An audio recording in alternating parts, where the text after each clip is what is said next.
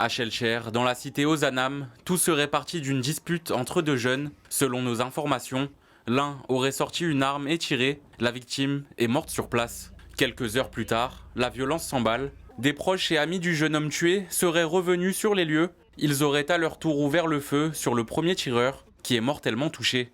2 hommes tués, à quelques heures et à quelques mètres d'intervalle.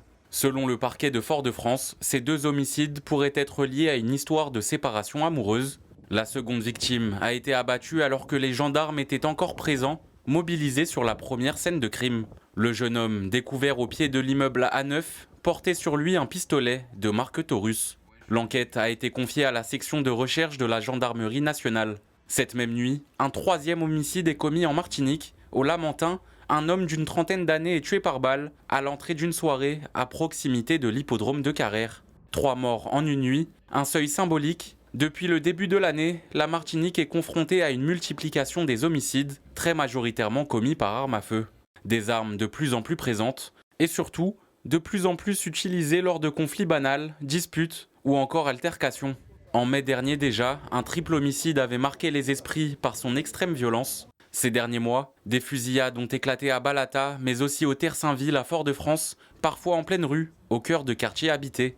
Pour les habitants, le sentiment d'insécurité progresse. Et à quelques jours de la fin de l'année, ce bilan interroge profondément. Ces derniers drames viennent alourdir un bilan déjà lourd. 40 homicides recensés depuis le début de l'année, dont 34 par arme à feu.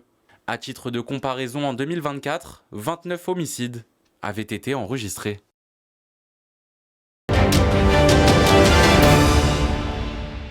La ville de Fort-de-France organisait aujourd'hui un marché de Noël de proximité. Installé sur le pont de l'ancienne maternité, on y trouvait fruits et légumes de saison ainsi que de nombreux produits locaux. Une véritable aubaine pour les clients. C'est une bonne chose et puis c'est bien d'avoir ça à proximité parce que des fois on ne peut pas se déplacer. Et là c'est bien parce que j'habite tout près. Ouais, c'est bien pour moi, au lieu de descendre en ville. C'est un petit marché qui dépend très très bien pour éviter d'aller dans la grande surface parce qu'on ne trouve pas tout ce qu'on veut. Voilà, quand je voulais des bananes jaunes, je n'ai pas trouvé au grand supermarché. Puis voilà, je trouve mon bonheur. Donc ça dépanne. C'est très agréable, effectivement. Ça permet aux gens qui n'ont pas la possibilité de se déplacer, de venir sur place. Des gens de proximité, donc c'est pratique. Ce marché de proximité est aussi une opportunité pour les producteurs et les marchands. Moi, je trouve que c'est intéressant pour les passants, pour tout le monde, quoi, parce que c'est un peu moins cher que partout. Ça nous permet d'écouler nos stocks, de faire connaissance avec d'autres agriculteurs, d'autres clients et d'autres exploitants agricoles, restaurants et tout comme ça. Ça permet aux clients de quitter des habitudes d'achat et de se retrouver avec, je dirais, une offre particulière et puis une offre aussi construite par des locaux. Ça me permet aussi de voir d'autres types de clients et de pouvoir mettre en place aussi, si on veut, garder des relations avec une clientèle potentielle. Cette initiative s'inscrit dans la politique de la ville avec pour objectif de valoriser la production locale et de permettre à la population de mieux manger. L'objectif, c'est de faire en sorte qu'à un moment, qu'on arrive à irriguer tous les quartiers de Fort-de-France avec ce système. Je rappelle que ça fait plus de 20 ans que nous faisons des marchés de proximité. Alors aujourd'hui, on a une autre communication qui la rend plus visible, mais on essaie de faire en sorte, en tout cas, que les gens soient contents et qu'on réponde à leurs attentes. Le prochain marché de proximité est prévu fin janvier dans un autre quartier foyalais. Morane Voyer et son Apollo Tour faisaient étape hier à l'Appaloosa Arena au François, un concert explosif où le public a répondu présent. En première partie, le groupe de chanter Noël Yam Sassa et des DJ pour chauffer les fans avant l'arrivée sur scène de la chanteuse pour un moment de symbiose intense et plein d'émotions.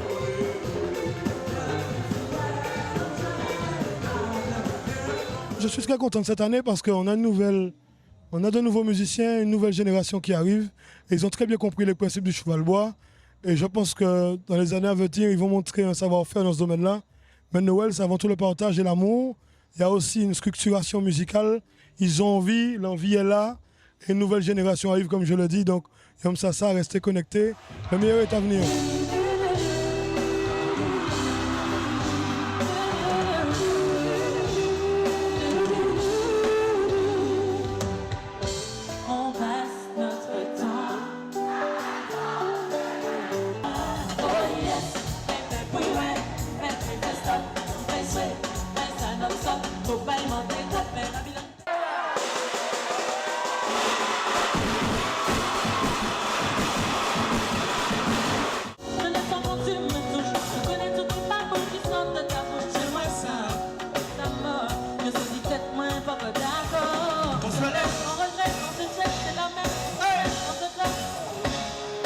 On est venu pour donner la force au binôme Moran.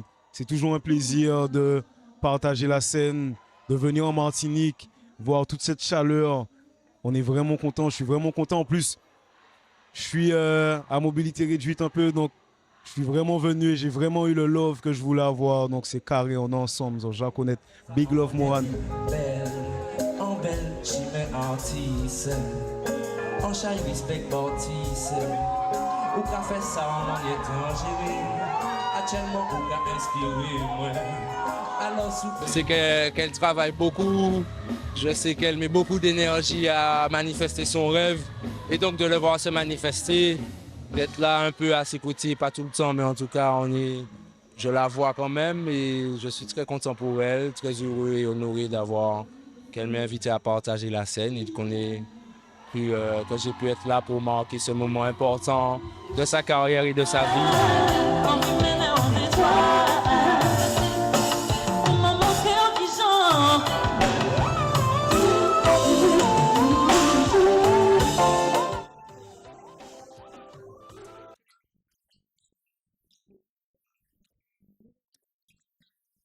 Vraiment, merci à Morane parce que c'est là qu'on comprend combien la musique est une thérapie et que ça permet d'évacuer. Et elle a ces mots qui nous touchent aussi en tant que Martiniquais, en tant que femme, quel que soit en tant qu'homme et même les enfants. C'était vraiment mieux que ce que j'avais imaginé. Vraiment, il y avait une symbiose avec le public. J'ai été surprise parfois de comment ils connaissaient les chansons et voilà, je suis sur mon petit nuage là, je n'ai pas les mots en vrai, je suis juste ravie d'avoir accompli cet objectif-là. C'est un album que j'ai sorti en début d'année et je me dois de le défendre tout simplement. Donc on a fait la date à Paris, ça s'est super bien passé et là, passer par la maison, c'est juste parfait.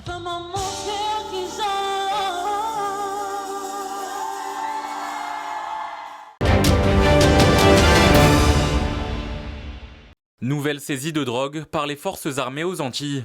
Dimanche dernier, en plein océan Atlantique, un navire de la Marine nationale a intercepté un bateau de pêche naviguant sans pavillon suspecté de trafic.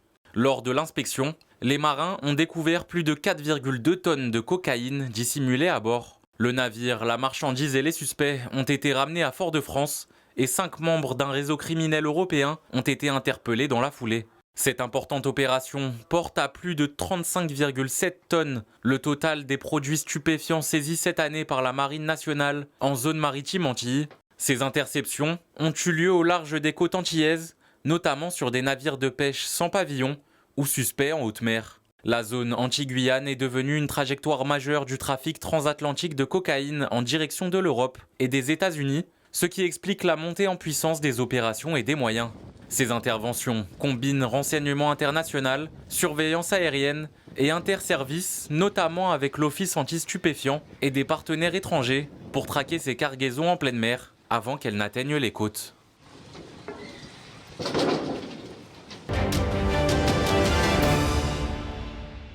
Fièvre, courbature, céphalée. Après plusieurs jours, Joanne vient consulter. Pour elle, pas de doute, elle couvre une grippe. Je suis malade, je pense comme chaque fin d'année, il y a les microbes hivernaux qui viennent nous rejoindre ici. Je suis venue voir le docteur aujourd'hui pour qu'elle puisse me soigner, tout simplement. Je ne sais pas qu'est-ce qu'elle va me donner à part du Doliprane, mais bon. Son cas est loin d'être isolé. La Martinique est en phase d'épidémie de grippe. Il convient de rester prudent quant aux symptômes d'une maladie très contagieuse. Une fièvre, les gens sont très fatigués, des courbatures, parfois un peu le nez qui coule, la gorge irritée, des frissons. Je crois que l'important, c'est d'être vigilant par rapport aux symptômes qu'on a, combien de temps ça dure. Et la contagiosité est de 24 à 48 heures. des symptômes qui durent plus de 72 heures doivent inquiéter et surtout faire consulter. Hein? Au moins appeler le SAMU, le 15, quand on n'a pas réussi à joindre son médecin traitant. Les laboratoires de virologie du CHU et ceux de Ville désignent comme coupable le virus A/H1N1, bien connu aux Antilles, mais en avance cette année d'1 à 2 semaines sur la saison. Alors, si on regarde les données qui sont issues du réseau de médecins sentinelles, donc les médecins généralistes, on a une augmentation au cours des 2 dernières semaines, à peu près près de 1000 cas estimés sur l'ensemble du territoire, quand en novembre, nous étions à peu plus de 500. Donc on a une augmentation certaine du nombre de cas vus en médecine de ville au cours de ces dernières semaines. Pour l'instant, au niveau des passages aux urgences, la situation reste calme avec une vingtaine de passages aux urgences par semaine. Bien évidemment, nous allons suivre avec attention ce qui va se passer dans les tout prochains jours et les toutes prochaines semaines. Lavage des mains, port du masque ou encore éternuer dans son coude, les gestes barrières retrouvent toute leur importance en cette fin d'année. Des précautions vitales pour les publics fragiles, tels les femmes enceintes, les nourrissons, les personnes âgées de plus de 65 ans ou celles immunodéprimées. Ces personnes à risque peuvent bénéficier de vaccins gratuits jusqu'à fin janvier 2026, une pratique pas assez popularisée en Martinique. Le seul moyen de prévention ou de guérison de la grippe, c'est la vaccination. La grippe, c'est une maladie mortelle, je le répète, une maladie dangereuse. Pour les grandes personnes, c'est très dangereux. Pour les gens plus jeunes, c'est vraiment une semaine sans rien faire et plusieurs semaines de récupération derrière. Donc, c'est dommage de mourir ou de souffrir d'une maladie complètement évitable grâce à la vaccination qui n'a encore une fois aucun effet secondaire. Les autorités sanitaires s'attendent à une augmentation des cas de grippe en Martinique. Il n'est pas trop tard pour se faire vacciner, ni pour remettre au goût du jour les gestes barrières, même si le temps est à la fête et au rapprochement entre les êtres.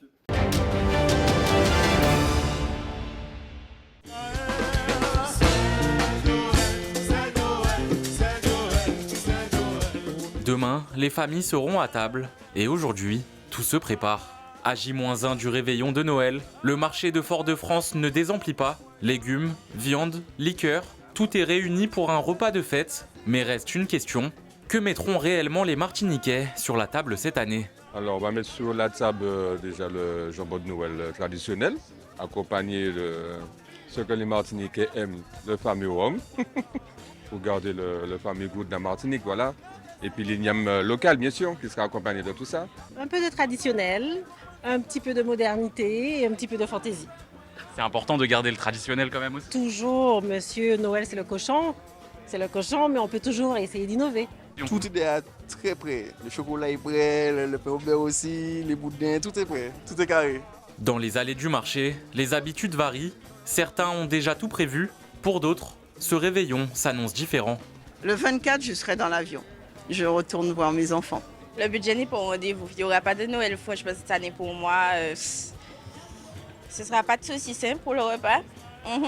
Un réveillon qui se prépare aussi avec la calculatrice. Premier arrêt, la boucherie. Ici, la viande de porc est très demandée. C'est surtout du ragoût.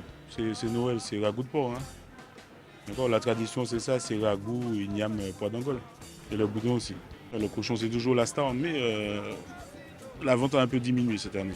À l'approche de Noël, la tradition a un prix. Dans cette boucherie, le kilo de cochon est affiché à 13 €. Même tarif pour le boudin. Et en moyenne, les clients dépensent ici 20 € pour la viande du réveillon. Après le porc, place aux légumes pays, des indispensables sur les tables martiniquaises. Les ignames. Les ignames. Plutôt les ignames salsa. Et puis les ignames pour les jeunes. Cacher des ignames, les bouquets garnis, de tout. Ils ont pris de tout. Les ignames se vendent entre 8 et 11 € le kilo. Les pois d'Angole coûtent environ 7 € le kilo. Le repas est presque complet. Reste la touche finale, la liqueur maison, un incontournable. Je pense que c'est vraiment indispensable pour Noël. Parce qu'ils veulent beaucoup pendant Noël, leur petit punch, le schrob, le coco, tout ça, etc. Surtout le punch coco, le schrob, coco menthe, cacahuètes. Bon, ils achètent les punch, aussi on a les pâtés de lambi. Les gens raffolent de ça. Ils demandent tout le temps les pâtés de lambi. Les pâtés sont vendus entre 1 € et 1,70 €. Pour les liqueurs, il faut prévoir entre 12 et 18 € selon les parfums. En attendant, la magie de Noël se construit entre tradition et réalités économiques. Cette année encore, chacun compose son réveillon selon ses moyens.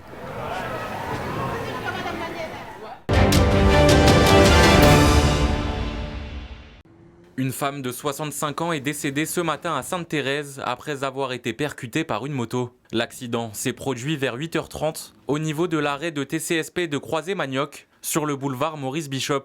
La victime, une piétonne, a été violemment heurtée par un deux roues conduit par un jeune homme de 18 ans.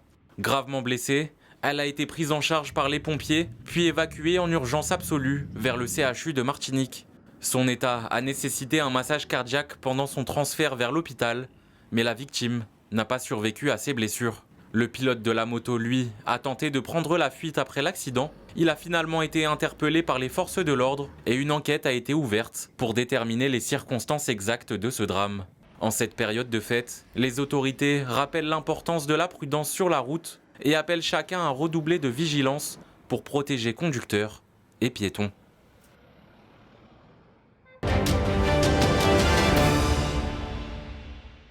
Vous êtes peut-être déjà à table pour le réveillon, et pourtant, certains cadeaux ont été achetés à la dernière minute. Ils sont beaucoup à se rendre le jour même dans les magasins pour mettre quelque chose au pied du sapin. Ce matin, dans ce centre commercial du Lamentin, les allées se remplissent petit à petit, et certains ont de bonnes excuses pour leur retard. Je ne vais pas de mes propres moyens, je vais avec mes parents, ça veut dire que c'est un peu sur le retard que je pas. Bon, là, je viens tout juste de les acheter. Je suis en train de finir. J'ai acheté des vêtements. Là, je prends des brumes pour la famille, pour la copine, etc. Des retardataires, mais qui ne viendront pas les mains vides. Ludmila travaille dans la grande distribution et ne pouvait pas se libérer pour préparer les cadeaux de ses enfants. Aujourd'hui, elle prend son temps chez ce bijoutier et nous dévoile même ses petites techniques de dernière minute. Quand on vient tard, il y a souvent des prix, des offres de dernière minute. Donc voilà, on essaie de profiter, d'être stratégique, surtout quand on a plusieurs enfants. Je n'ai rien acheté, je travaille en grande distribution. Alors le temps est court, c'est notre forte période. Donc là, je viens acheter pour retourner travailler. Il n'y a pas grand choix en jouets, donc voilà, à part les jeux vidéo. Et comme je ne suis pas trop pour les téléphones non plus, donc voilà, des bijoux. Les bijoux sont les incontournables de chaque réveillon. En effet, les bijouteries l'ont bien compris, les fêtes de fin d'année sont le moment pour se frotter les mains. Nous sommes dans une période, effectivement, nous avons un catalogue en cours, nous avons des promos, effectivement, sur les vitrines qui sont déjà là depuis quelques jours, et effectivement, les clients se font plaisir à ce niveau. Aujourd'hui, on est à l'ère de la modernité, effectivement, donc au final, les montres connectées intéressent beaucoup, et d'ailleurs, on a plusieurs marques maintenant qui proposent justement ce style de produit, donc les montres connectées, et puis parfois, certains messieurs veulent offrir un petit diamant à leur épouse, à leur compagne, à leur chérie, donc on les oriente effectivement vers cette vitrine. Offrir une belle pièce à ses proches ou encore se diriger vers d'autres stars, les parfums et produits cosmétiques. Chaque année, ces articles finissent dans les caddies et très souvent emballés et prêts à offrir. Le numérique est également pris d'assaut par les clients, jeunes ou plus âgés. Tous s'intéressent désormais aux objets connectés. Dans cette enseigne, les clients de dernière minute ne repartent pas toujours avec le sourire. À la fin du dernier jour, ça devient compliqué de trouver certains produits. On a des ruptures sur les produits phares. Là, avec la sortie de la Switch 2 qui est sortie cette année, on a énormément de demandes sur la Switch 2 et le jeu Mario Kart, ainsi que les PlayStation, toujours best-seller, quelle que soit leur version standard disque ou la version digitale qui a énormément cartonné. Donc aujourd'hui, c'est des derniers cadeaux, la dernière ligne droite pour certains, et c'est la recherche du dernier cadeau pour pouvoir faire plaisir aux personnes qu'on aime bien. À l'heure ou en retard, les cadeaux sont en tout cas prêts et Noël peut commencer. Ce matin, à la cathédrale de Fort-de-France, la messe de Noël a rassemblé plusieurs centaines de fidèles venus célébrer cette fête catholique majeure. L'homélie a su captiver l'assemblée, touchant l'ensemble des personnes présentes. Ça fait vraiment du bien, la messe était magnifique, l'homélie était formidable et ça fait du bien parce que chaque fois qu'on vient à la messe, c'est pour recevoir la parole de Dieu qui nous fortifie, qui nous sanctifie et qui nous guérit. Elle était magnifique et celle d'hier encore plus. Oui, les deux étaient très très belles. C'est une très belle manière de conclure ce 25 décembre, mais aussi bien d'avancer vers la nouvelle année. Elle souligne l'éloignement, l'apaisement dans ce climat social entremêlé de violence. Donc on essaie justement de se raccrocher à l'apaisement et c'est la messe, c'est célébrer la naissance du Christ et retrouver un peu cette sérénité. On pense à eux, tous ceux qui se sont retrouvés seuls, éloignés de tous, mais le plus important, c'est que je pense que notre Sauveur, justement, était au milieu de ces personnes-là. L'archevêque de Fort-de-France et de Saint-Pierre, qui présidait la célébration, s'est dit satisfait de cette messe de Noël et heureux d'avoir pu la partager avec ses fidèles. Il place une attention particulière pour tous les opprimés et les nécessiteux. C'est vrai que ceux qui viennent à la messe de Noël, au matin de Noël, c'est souvent des familles, ou bien encore vraiment des chrétiens qui ont été saisis par le mystère de Noël, parce qu'ils ont certainement fait la fête un peu hier, mais se lever matin pour venir à la messe à Noël, c'est pas toujours évident. On pense toujours au réveillon, à la messe de la nuit, qui sont souvent des messes où il y a beaucoup de monde, et c'est normal, et c'est une bonne chose. Il y a une dimension plus contemplative au matin de Noël. On intériorise, vous voyez, ce qu'on a vécu, ce pourquoi on a fêté et vers quoi on va. Et puis on se prépare déjà à la nouvelle année. Entre prières, chants et moments de communion, cette messe de Noël aura offert aux fidèles un temps de paix et de réconfort. À la cathédrale de Fort-de-France, chacun repart avec le cœur apaisé et le message d'espérance de Noël. Alors que l'Hexagone connaît l'hiver le plus froid depuis 15 ans, les touristes ont choisi de passer Noël dans la Caraïbe, sous le soleil, les pieds dans le sable. Noël dans les Caraïbes, c'est assez fascinant, ça fait du bien de faire une pause là, au milieu de l'année.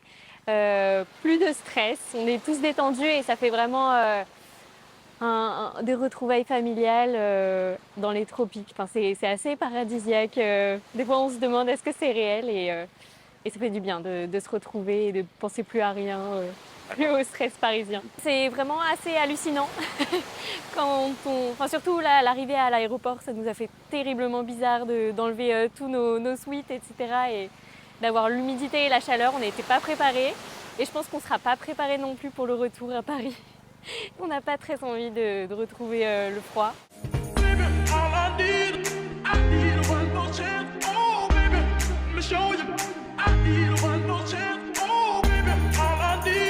Degrés, ça se passe trop bien. Voilà, on avait envie de faire Noël à l'étranger, en dehors de la maison. Et on est trop contents, on a choisi la Martinique pour le côté sauvage, la verdure, le soleil, puis les gens chaleureux, accueillants, quoi. Tout le monde est très, très accueillant, on le sent. On a goûté pas mal de fritures, des acras, très bon. On a goûté fleurs d'hibiscus aussi. On aimerait bien goûter un peu de fruits. On ne sait pas, il faut aller au marché, je pense. C'est dit, on va aller à la plage. On va aller se baigner le 25. Puis voilà, profiter de la vue, du cadre. On n'a pas trop de programme particulier.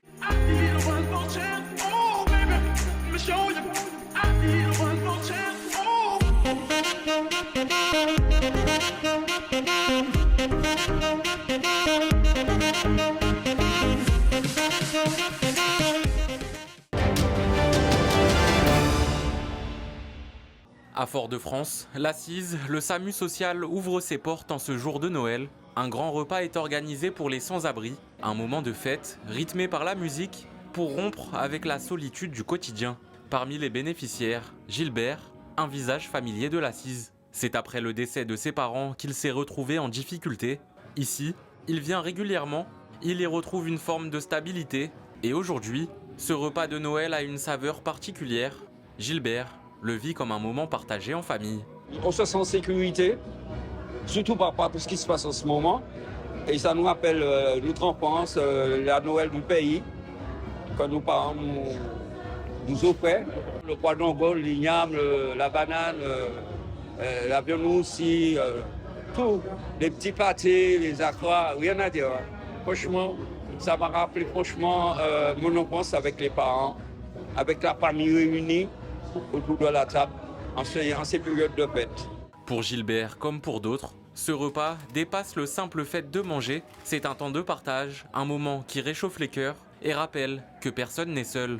Un sentiment d'appartenance que l'Assise cherche à recréer au quotidien. Pour certains, ce cadre familial ravive des souvenirs, parfois heureux et parfois plus douloureux. Ces périodes, des fois, faut remonter certains souvenirs d'enfance, de relations qu'ils ont eues avec leur famille. Donc, c'est important pour nous de leur permettre aussi d'apprécier ce jour, de se retrouver comme étant dans une famille en essayant d'oublier un petit peu les difficultés qu'ils ont tous les jours, les problèmes qu'ils rencontrent, la violence qu'ils vivent au quotidien. Donc, aujourd'hui, c'est un temps où on se pose, où on s'amuse, où on essaie de pouvoir tout simplement partager aussi avec l'équipe présente aujourd'hui ce matin.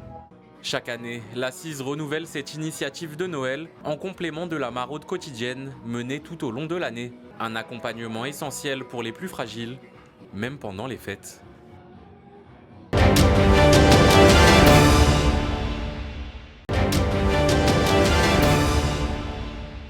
Noël est passé, mais les lutins ont encore du travail. Depuis ce matin, dans les magasins de jouets, certains cadeaux sont de retour au SAV du Père Noël, un service apprécié par les parents. Je suis venue parce qu'en fait, ça n'imprime pas sa photo sur le papier, donc c'était pour qu'ils puissent regarder, faire un réglage s'il le faut dessus. C'est très bien parce qu'à ce moment-là, je ne vois pas qu'est-ce qu'on aurait fait avec un jouet qu'on ne peut pas utiliser. Surtout qu'elle était bien ravie de sa trottinette et qu'en le jouet en question, elle n'a pas pu l'utiliser. C'est la première fois, donc on verra bien ce qu'on me dit.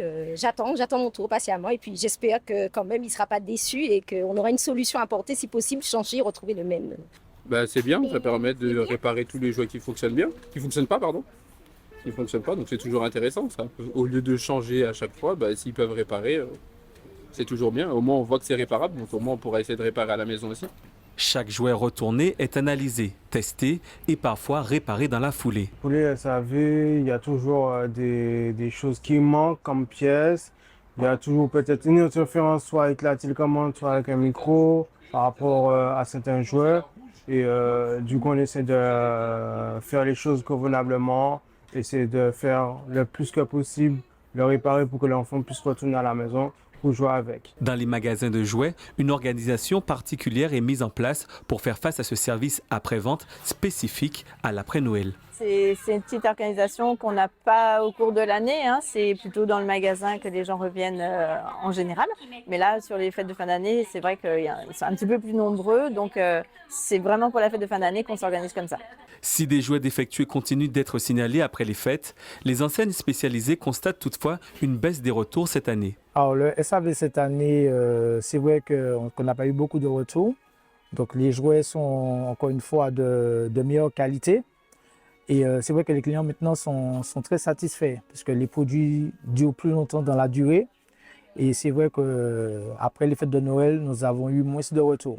Malgré cette tendance à la baisse, certaines catégories de jouets reviennent plus fréquemment. Les jouets qui reviennent le plus souvent, ce sont les jouets, tout ce qui est électronique, électrique, comme les quads électriques, les véhicules électriques, ou bien tous les jouets qui fonctionnent avec des piles ou à batterie. En cas de problème, lorsque le jouet n'est pas réparable, un échange standard ou un avoir est proposé. Dans certaines enseignes, le SAV du Père Noël restera actif jusqu'à la fin du mois de janvier. L'aéroport Aimé Césaire termine l'année 2025 sur une note globalement positive. Entre janvier et fin novembre, près d'1 740 000 passagers ont transité par l'aéroport. C'est près de 3% de plus qu'en 2024. Le mois de novembre, lui, marque une pause. 130 767 passagers ont été accueillis.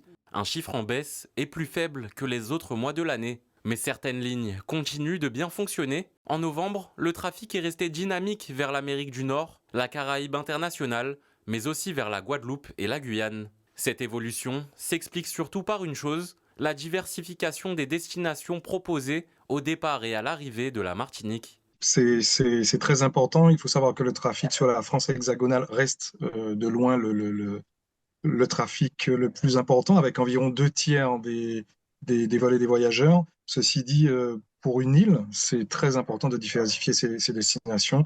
Donc, en plus de la Caraïbe, on a une belle augmentation. On a aussi une augmentation au niveau de l'Amérique du Nord. Donc ça aussi, c'est un très bon motif de satisfaction. En revanche, le trafic avec l'Hexagone recule, moins 7% sur l'année, une baisse liée notamment au prix des billets d'avion. Selon la Direction générale de l'aviation civile, les tarifs au départ de la Martinique ont augmenté de plus de 12%. Malgré tout, l'Hexagone reste le premier marché de l'aéroport, Il représente 67% du trafic, avec plus d'1 million de passagers transportés en 11 mois.